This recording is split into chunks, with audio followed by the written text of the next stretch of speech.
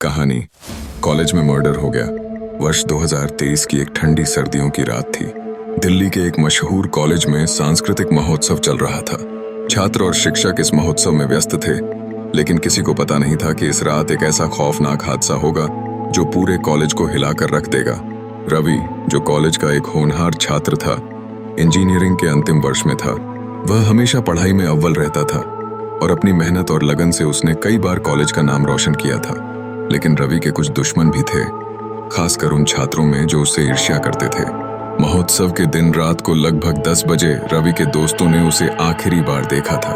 वह उन्हें कहकर गया था कि उसे कुछ जरूरी काम है और वह जल्द ही वापस आएगा। लेकिन इसके बाद रवि का किसी ने पता नहीं लगाया। जब रात गहरी होती गई, रवि की गैर मौजूदगी ने उसके दोस्तों और शिक्षकों में चिंता बढ़ा दी। अगले दिन सुबह कॉलेज के एक लोनली इलाके में रवि का शव मिला।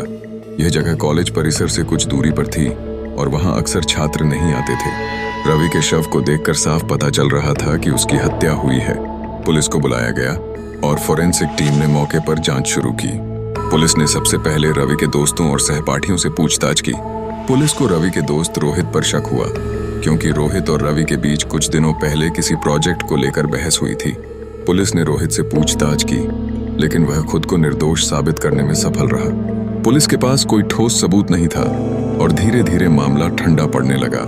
लेकिन तभी एक और नई जानकारी सामने आई। पुलिस को कॉलेज की कैंटीन में लगे एक सीसीटीवी कैमरे की फुटेज मिली, जिसमें रवि को रात को आखिरी बार जाते हुए देखा गया था। फुटेज में रवि के पीछे एक आदमी छिपकर उसे फॉलो करता नजर आ रहा था, लेकिन उसका चेहरा साफ नहीं दिख रहा था। पुलिस ने फुटेज को क्लियर करने की कोशिश की, लेकिन चेहरा धुंधला ही रहा। अब पुलिस के पास कोई और विकल्प नहीं था। उन्होंने कॉलेज के सभी छात्रों और शिक्षकों से पूछताछ की। इसी पूछताछ के दौरान उन्हें एक नई जानकारी मिली। रवि के एक और सहपाठी, कर्ण, ने बताया कि रवि का एक नया दुश्मन था। वह शख्स कॉलेज के बाहर से था और पिछले कुछ दिनों से रवि के बारे में पूछताछ कर रहा था।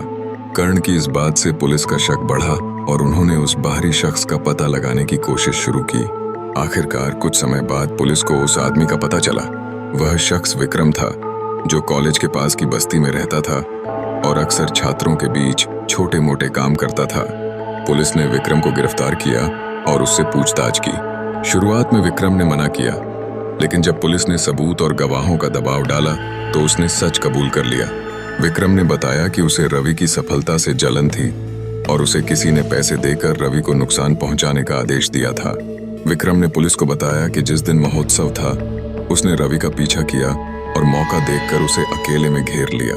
उसने रवि से बहस की और फिर उसे चाकू मारकर वहीं छोड़ दिया। पुलिस ने विक्रम को गिरफ्तार कर लिया, लेकिन सवाल अब भी बाकी था। विक्रम को पैसे देकर यह काम किसने करवाया? जांच के बाद पुलिस को पता चला कि विक्रम को पैसे देने वाला कोई और नहीं, बल्कि रोहित था। रोहित और रवि के बीच बहुत दिनों से जलन और ईर्ष्या थी। रोहित को यह सहन नहीं हो रहा था कि रवि हमेशा उससे आगे निकल जाता है, इसलिए उसने विक्रम को पैसे देकर इस हत्या की साजिश रची। आखिरकार पुलिस ने रोहित को भी गिरफ्तार कर लिया। इस केस ने पूरे कॉलेज को हिलाकर रख दिया। दोस्तों और सहपाठियों को यकीन ही नहीं हो रहा था कि एक पढ़ाई में अव्वल छात्र जलन और ईर्ष्या के कारण इस हद तक गिर सकता है। रवि की हत्या का केस कोर्ट में चला और आखिरकार रोहित और विक्रम दोनों को उम्र कैद की सजा सुनाई गई। यह घटना पूरे कॉलेज के लिए एक सीख बन गई कि जीवन में जलन और ईर्ष्या कभी किसी का भला नहीं करती।